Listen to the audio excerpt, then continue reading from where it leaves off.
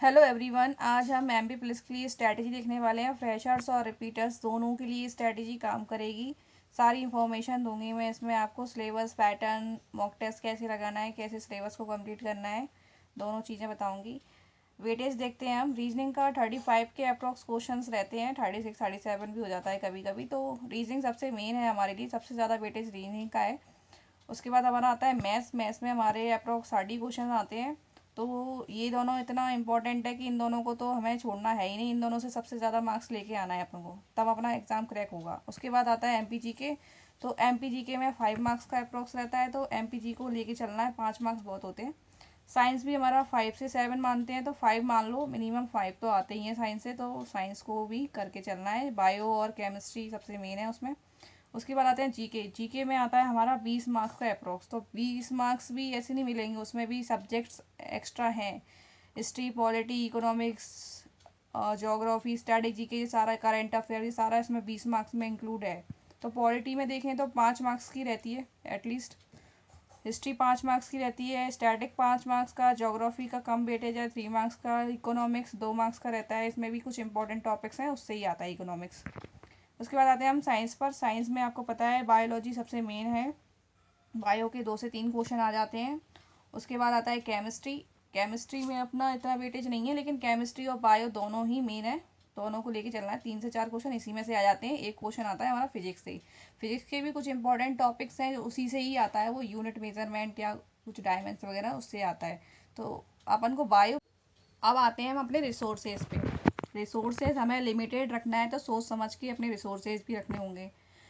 हर एक सब्जेक्ट का एक ही रिसोर्सेज रखना है आपको। सबसे पहले आपको नोट्स बनाने हैं। जो भी आप बैच खरीदेंगे, जिससे भी आप पढ़ेंगे, उसके आप बैच से नोट्स बनाएंगे या उसके मार्केट से नोट्स ले लेंगे। दोनों ही ऑप्शन अच्छे हैं, आप दोनों में से कोई भी कर सकते हैं।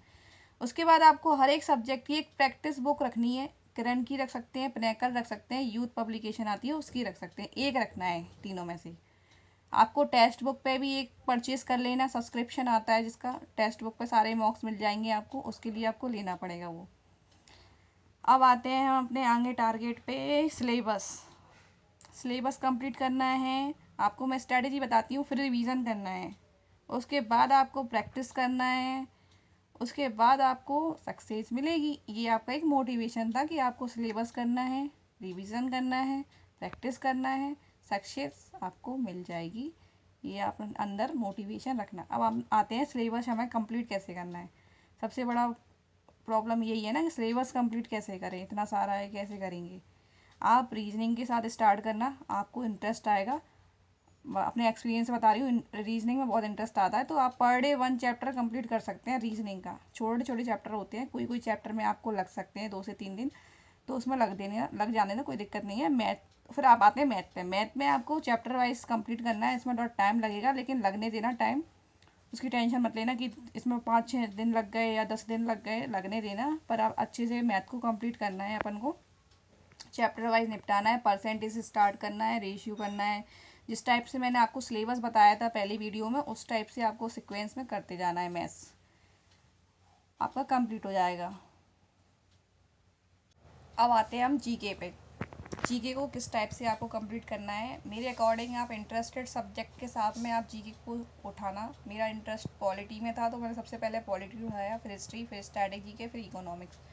एक साथ नहीं लेना है सारे सब्जेक्ट को, 1 बाय 1 लेना है। पहले आपको पॉलिटी उठाना है, उसके बाद पॉलिटी कंप्लीट करना है, फिर पॉलिटी को रिवीजन में डाल देना, उसके बाद हिस्ट्री उठा लेना साथ में, फिर हिस्ट्री को रिवीजन में, फिर स्ट्रैटेजी के, ऐसे आपको करते जाना है। उसके बाद आते हैं हम साइंस पे। सेम स्ट्रैटेजी साइंस की है। आपको पहले बायोलॉजी करना है, फिर केमिस्ट्री, फिर फिजिक्स।